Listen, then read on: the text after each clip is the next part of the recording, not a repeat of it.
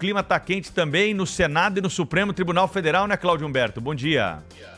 Olá, Pedro Campos, muito bom dia a todos. Aqui ontem a coisa pegou, viu? Foi um dia, uma tarde, sobretudo, muito tensa depois de um discurso muito agressivo, ou vários discursos, ou alguns discursos agressivos no Supremo Tribunal Federal, em reação à aprovação na véspera no Senado de uma emenda constitucional que limita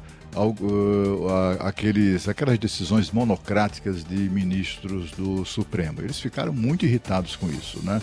E uma irritação que, enfim, causa uma certa intranquilidade quando a gente vê isso na Suprema Corte, né? Que é um lugar de onde se espera reações de bom senso, de recato, né? E até de temperança, como se disse aqui certa vez o ministro Marco Aurélio Mello. Mas o que nós vimos foi uma reação muito agressiva, com insultos, né, que fizeram lembrar muito esses insultos do ministro Gilmar Mendes, por exemplo, contra senadores, fizeram lembrar muito aqueles insultos de um certo ex-presidente contra ministro do Supremo Tribunal Federal, Jair Bolsonaro, e que também rendeu muitas críticas ao chefe do Poder Executivo naquela ocasião. Agora é a vez dos ministros agirem exatamente da mesma maneira.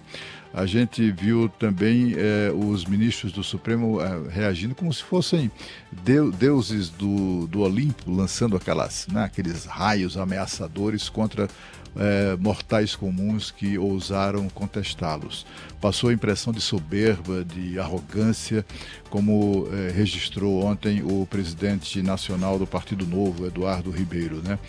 Bom, mas apesar de falar em serenidade, o ministro Gilmar Mendes fez um discurso político bem distante de uma atitude serena, né? Com ameaças, com insultos, como eu disse aqui. Ele chegou a chamar os senadores ou compará-los a pigmeus morais. Olha, foi um discurso daqueles. Vamos ouvir o que disse o ministro Gilmar Mendes. Esta casa não é composta por covardes. Esta casa não é composta por medrosos. Cumpre dizê-lo com a serenidade, mas com firmeza.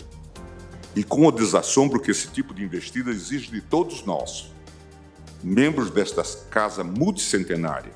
Este Supremo Tribunal Federal não admite intimidações.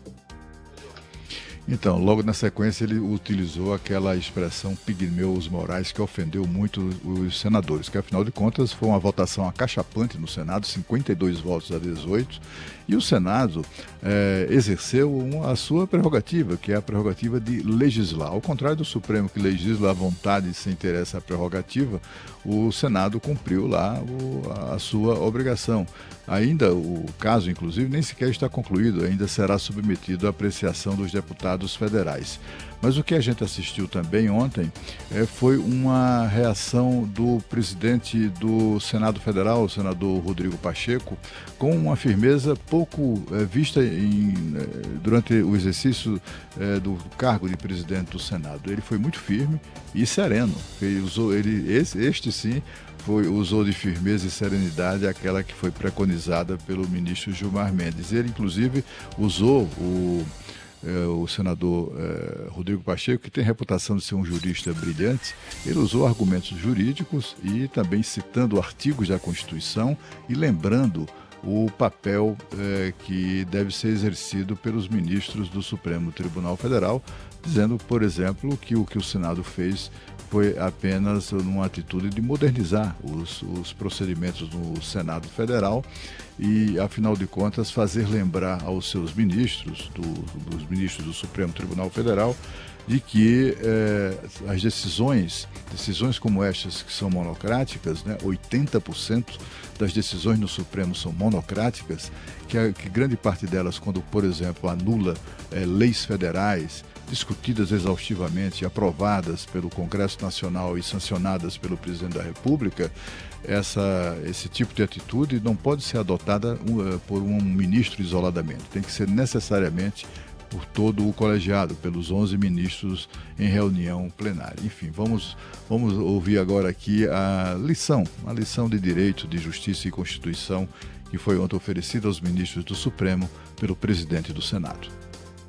Eu reconheço que a inconstitucionalidade é a atribuição do Supremo Tribunal Federal, que é a casa guardiã da Constituição Federal, mas isso se dá por um critério que já existe há muito tempo e que deveria ser respeitado e que é ratificado nessa emenda constitucional, que é o critério da maioria absoluta de seus membros, que privilegia a colegialidade do Supremo Tribunal Federal. Eu não me permito debater e polemizar nada dessas declarações de ministros do Supremo Tribunal Federal, porque eu considero que o Supremo não é palco e arena política. É uma casa que deve ser respeitada pelo povo brasileiro, eu sempre propugnei por isso, que se respeite o Supremo Tribunal Federal, que dá a palavra final sobre conflitos sociais, sobre conflitos jurídicos que são levados a ele para poder decidir.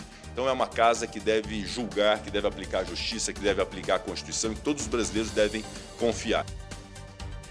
Então, ele acabou por definir os discursos do Supremo Tribunal Federal, ou o discurso agressivo do Supremo Tribunal Federal, como um discurso pobre.